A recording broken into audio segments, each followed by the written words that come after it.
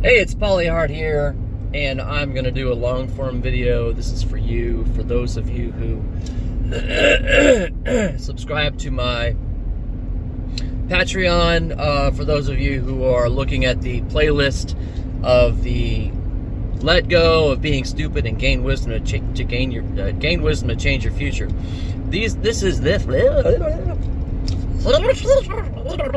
Hey, it's Polyhard here, and we're going to go ahead and talk a little bit about you and your graveyard of half-built bridges. That's an interesting concept that I just kind of heard in passing from Alex Hormozi.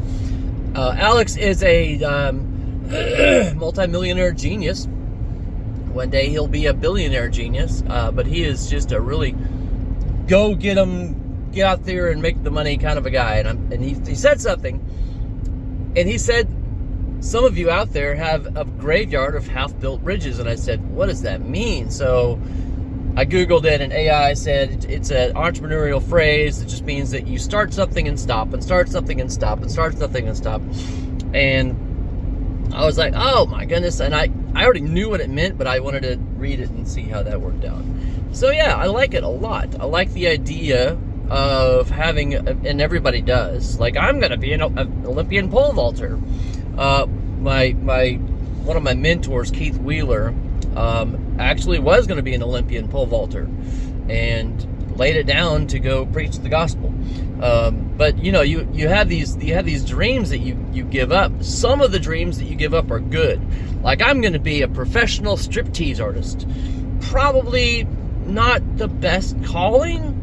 I'm going to be a professional anthrax creator. You know, probably not the best thing to do, unless you like work on, like, you know, The Cure or whatever.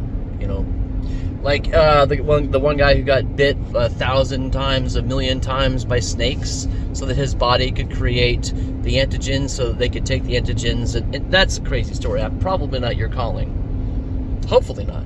But anyway, you have a graveyard of half-built bridges. In my graveyard, personally, is my first business experience. My first entrepreneurial endeavor was the cinnamon toothpick experience, and my cost was so low.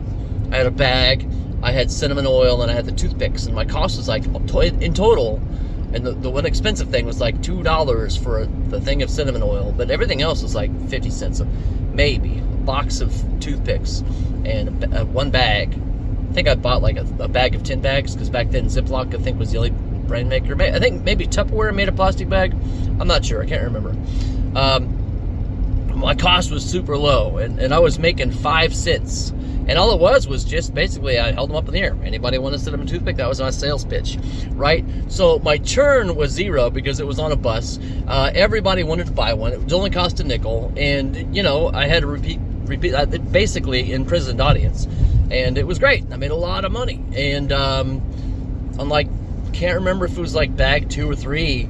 And my cinnamon oil, I guess, for the first batch lasted me for the next couple of batches, so I didn't even use it all. On bag 2 or 3, after I'd made just hand over fist, what's a nickel times 100? That's, you know, that's a whole lot of money, $5. And I was, you know, just kind of keeping it. Money was coming in, and Eileen Schultz, my bus driver, shut my business down because toothpicks on a bus are dangerous. Okay, Eileen Schultz. Well, yeah, you know, but kids have pencils, but they don't chew on pencils. Oh, have you seen children with pencils? They chew on pencils. So anyway, I didn't fight it. I didn't fight the man. You know, I was shut down, and I never really relinquished from my heart the desire to do more of that kind of thing, to have a product and create a product that somebody wanted, you know, because I'm good at it, they want it. If I'm good at it and the market wants it, and then I'm passionate about it, you know, that's it, you know, then you're going to make money. So, but in my graveyard of broken dreams, of broken bridges, of half-built bridges, I never finished out. And probably good. You know, I can't see myself making all that money on cinnamon toothpicks today. I could, if I really wanted to. I could control the entire market share of cinnamon toothpicks. You would see them. You'd buy them in packs of 10. little pack of 10. It would be packaged like Wrigley Spearmint. It would be packaged like Big Red or Juicy Fruit or whatever it is. But it would be out there, and people would love it, and it control. Maybe I would have reach to the world. Who knows? Through Alibaba and Amazon, whatever. But I don't care about cinnamon toothpicks, because that's fine. I'm okay letting that half-built bridge go. But I'm a consummate entrepreneur. What is an entrepreneur, you might ask? It's someone who goes into business for themselves, creating a product or a service for the marketplace. One of the two. Right now, I'm actually doing a side hustle entrepreneurial thing. I'm driving to Dairy Queen to fix a machine, and I'm going to get paid about $50 an hour, and that's all right. So I'll get up at 2 a.m. on Sunday, and it's 3:48 a.m. now, and I'm on it. Okay, we're not. There's no danger, kids. We're fine. As a matter of fact, I'll turn my brights on. There's nobody out here. The deer are out here, but I've got deer whistles on each of my rear view side view mirrors. And my next exit is I don't know, 18 miles. I'm drinking Sin-Kist, S-I-N, if you look at the label, S-I-N, Sin-Kist. No, this is not a Mandela effect. That's the font. They've been doing it for a while. A lot of caffeine in Sin-Kist. Actually, they just changed the caffeine count. It used to be that there was more caffeine in Sin-Kist from Mountain Dew, which was insane. But they changed it, so now it's not. Whatever. I'm just drinking it because I'm drinking it. Don't really care what you think about that. I know I should probably stop. Quit drinking soda pop. But it was there, it was handy. That's the thing, man. You get rid of your crappy habits, so you're going to start having better habits. So maybe I could put like a nectarine juice by the door instead of that. As an entrepreneur, sorry for the side road. As an entrepreneur, I start stuff all the time, and I'm guilty. I'm guilty of shiny objects. I'm guilty of running after the neat, next, cutest new thing. Oh, look at that. I could do that. I could make money with that. Bam. Doing that. Oh, look at that. I can make money there. Bam. Doing that. Right after I left the fine art industry, I went into the theater industry. Then I went into the professional sound recording studio industry, which I had already had a lot of experience in pro audio. So that was fun. After that, I went into the soap creation, saponification is what it's called. After saponification, I went into collectible card games, and that's actually still out there, empiresandgenerals.com. I had one guy said he wanted to turn it into a digital game, and I tried to code for a little while, and it didn't make it. I tried again with another idea that my friend John Conrad and I had about a mobile app. It was a game, and then after that I said, you know what, I'm going to start writing books. Let's see, was it? Yeah, E&G, Empires and Generals. I was doing something else. But anyway, whatever it was that I did in between there, I can't remember what it is. Something that really isn't tickling my heart right now. But I put that away too. I said, I don't want to do that either. Man, more people. Driving down the road in the middle of the night. Anyway, so I started writing books, and I've been doing books for a while. I did a couple more games. Yeah. So I did Empires and Generals, and then I did Empires and Generals Conquest, which I never fully developed. And then I did Nazarov, Kitty Collector, a couple of other games, and I never fully developed them. And then I started writing, and I did another game that I actually do sell, Down to Brass Facts, and you can go, it's .com, and it's TO or the number 2, Down to Brass Facts or downtobrassfacts.com. I sell that. And it's a pretty cool game. It's a learning game, and it's actually quite entertaining to play. So, but back to writing. So I've ping-ponged for a while between games and writing, and I just always come back to writing. So at least I've found the one item, the one thing that I want to do. And I keep thinking about digitizing ENG and turning it into a mobile app. And I'm like, oh man, I could do that. And I just, sit here and make the code. They could write the code, and then I hired a dev to fix bugs. Or the same company. Just if there was 2 price points, why is there trash all over the road? Oh, that's a tire. Someone needs to come get their tire pieces.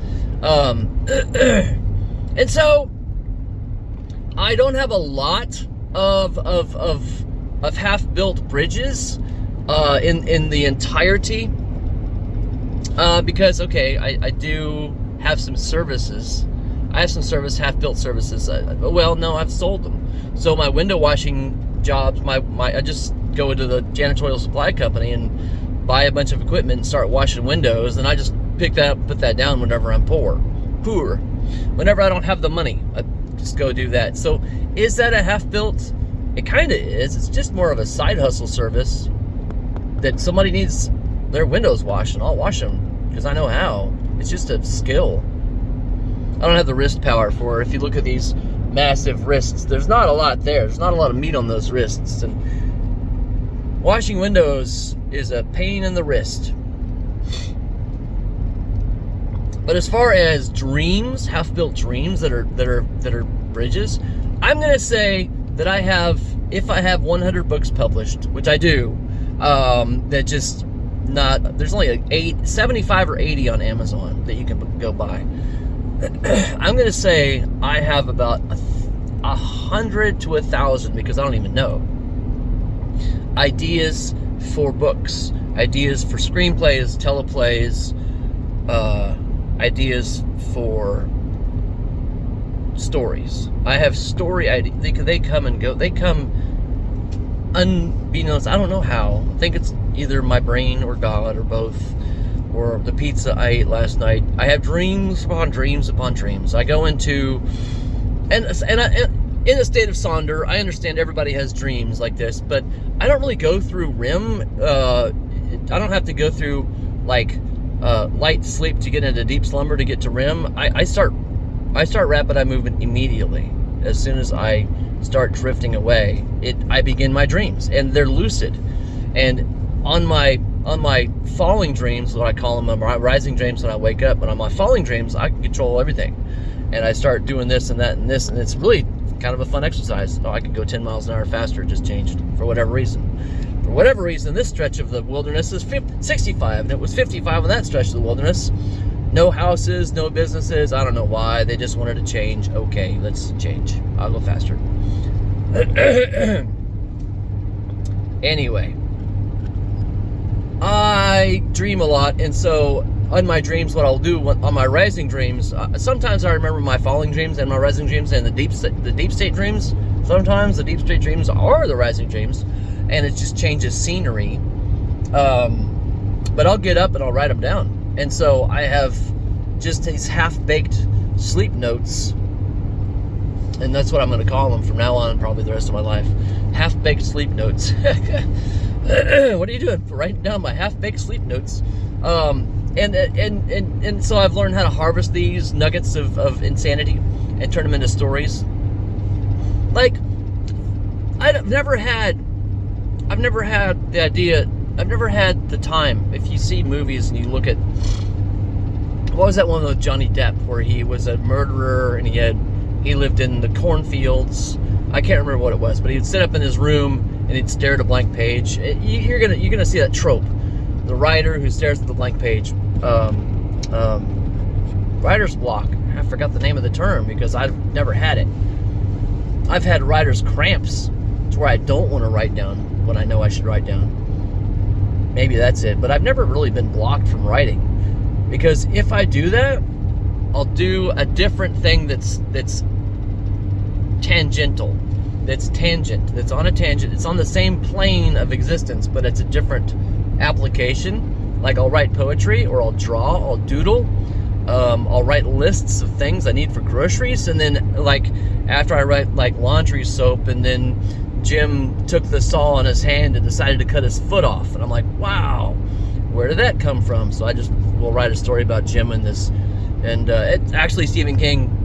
Can't remember where he got his idea from, but it reminds me of the story where the guy is stuck on the island, and all that's on the island is bird poop and seagulls, and there's like no vegetation, so he eats everything that was like a little bit of vegetation, all the lobsters and the crabs and the lichen and all that stuff is bird poop. So he eats bird poop because he can't catch birds. He tries to catch bird, he breaks his leg, so he eventually saws his leg off and eats it.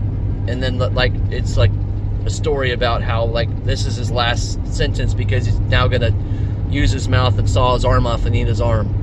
It's so sad of a story.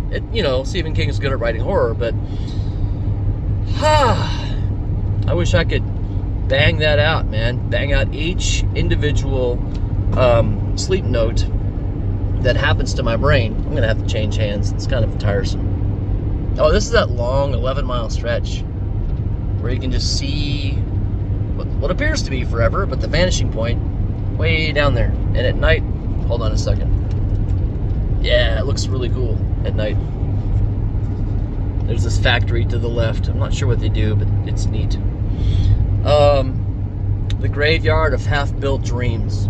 The graveyard of partially completed services and products.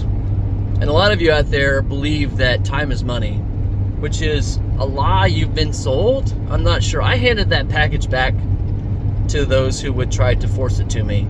And I said, you are incorrect. Time isn't money. Time is infinitely more valuable than money. My time, I do sell my time. I still sell my time. I don't want to, but I do. I sell my time because I'm making around $25 an hour at JOB. And this JOB, I'll drive to because I'm making $50. But at some point, I'm going to say, you know what? Writing is making me more than $25 an hour. And I'm going to have to stop these other jobs.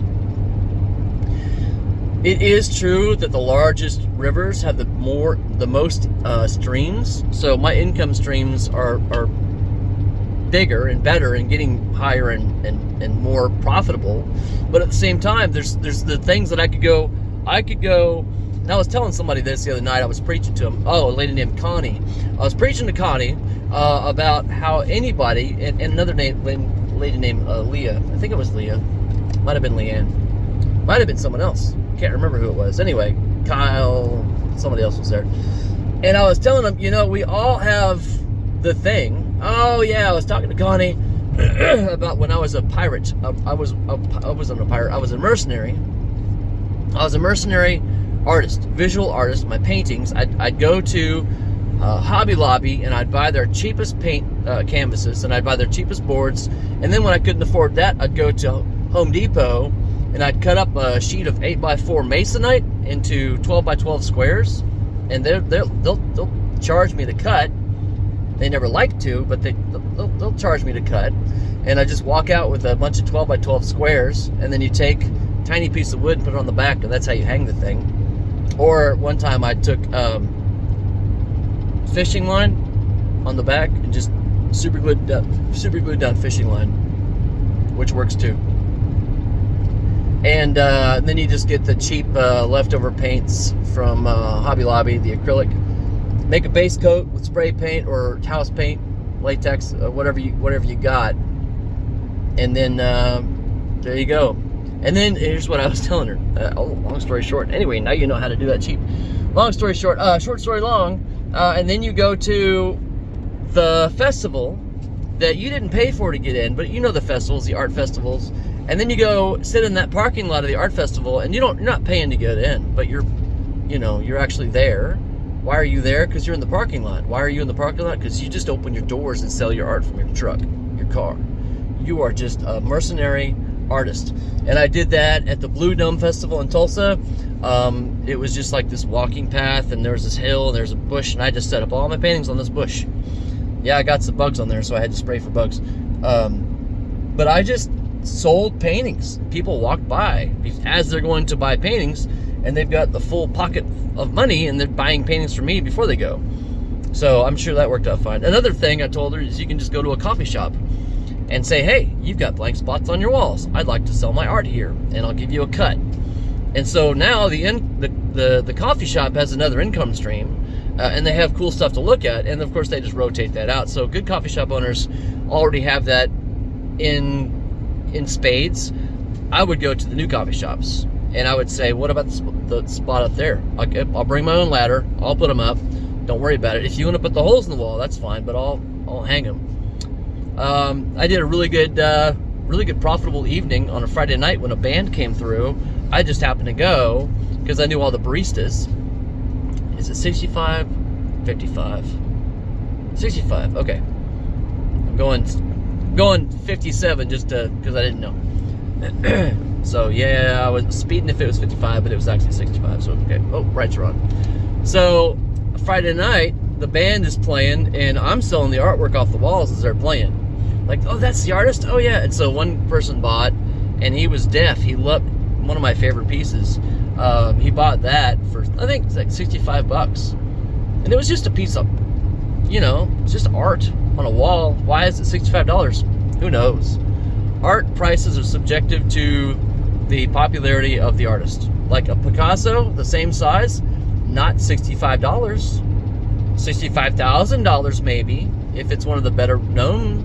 $650,000, who knows? $6.5 million, who knows? $65 million, who knows? But not 65 is my point. And so he bought it, and then all of his friends bought one. So I think it sold like 6. And oh yeah. Actually, the barista got really envious because she liked them all, and she just wanted to buy one before they were all gone. So it was actually a false demand because she worked with it. She had seen that painting every day because she's over here and the painting's on the other side of the wall, so she's been looking at it already. So it actually I didn't never think about this before. It actually was already hers in her mind. She owned it because it was in the same coffee shop, and she came home to that painting. So she had a FOMO, fear of missing out. She feared missing that painting in her life, so she purchased it before the other guys who were just there on that Friday night could purchase it. So interesting. Thank you. I didn't. I've never actually spoken that whole thing out. Now I think it was from FOMO. She bought that because she had incorporated. So that's branding. That's not marketing at all. That's branding. Oh, that was a deer right there. It was looking like it had its face right towards me, and I was like, "Oh my God, is that a coyote?" Maybe that was a coyote. Nope. Their eyes reflect differently. Huh. Yeah, that was a deer. Yep, there's another one right there. I mean, you guys can't see it. I'm not making it up. But that's why I'm driving on the left-hand side of the road. On this road, I never drive on the right-hand side of the road because I know this is the deer. And I know that they're stopped. And I know why they're stopped because of my whistles. So if they weren't stopped, I would come up on them as they were grazing, and they would lift their head and say, I'm going to keep my brights on, dude. I'm so sorry. I just don't want to be killing any deer. So they stop, and they're statues because my deer whistles make them paralyzed. They hear it. They don't know what they're hearing, so they put their head up and they wait for me. And when it passes, they move again. So deer whistles are awesome. Yeah, so she bought it on Friday night, and Saturday morning I just showed back up with 6 new pieces. I think I had like 7 or 8 new pieces. I just wanted to see what would fit. And I just put them back up on the wall. I mean, the new barista that morning, one of the other regular girls, but she wasn't there for the Friday night. She was there for the Saturday morning. Oh no, it was the owner. The owner was there on Saturday morning because I guess all the other baristas were there Friday night. Or maybe it was the owner's wife. Anyway, I said, hey, Cheryl, and it got my ladder and put it back up on the wall. She's like, oh yeah, oh, my husband told me you sold some last night. I'm like, yeah. And like, that was it. We didn't discuss, do I have permission again to put more art on your walls? What would be the ramifications if I decided to do this? How would you feel if I wouldn't have? I just did it. I didn't, because it was a service and a product. I was displaying my product as a service to them. They got the service of visual stimulation and uniqueness to their brick and mortar location that nobody else has polyart painting. Nobody else has that painting on the wall because it's a unique individual product, right? It's not going to you can take a video, you can put a picture on the wall, a digital, you can have a TV if you want, and then you're just going to play whatever, The View. Sorry, I had a gag reflex there from the view. That's not my view. Woo! That's a raunchy view. Oh, it's 55 now. Dang it. Why? Why? This, what, one house. That house there is so special that I have to go 10 miles an hour slower. Oh, because the city's way up there. Anyway, 4:07. Supposed to be there in 7 minutes, 8 minutes, 4:15-ish. Let me get my long locks out of the way. So I showed back up and put art on the walls, and I made her happy, made him happy, made everybody happy. I don't know how many more I sold. I can't remember the end of the story, but my second wife and her children all got to come and see my art on the walls and see that I was doing okay, because we had a very strange off and on relationship. I think she's been married, like, honestly, like 10 times, maybe. And I was her second husband and her 300th fling, and then 400th fling. Anyway, I'm so glad my middle name isn't Doormat anymore. Yes, my middle name used to be Doormat. Please, here I am. Take advantage of me. Is that a cop? You want to pull me over for taking a video? Huh? Oh, yep, it's a copper. So, gonna let you go. Bye.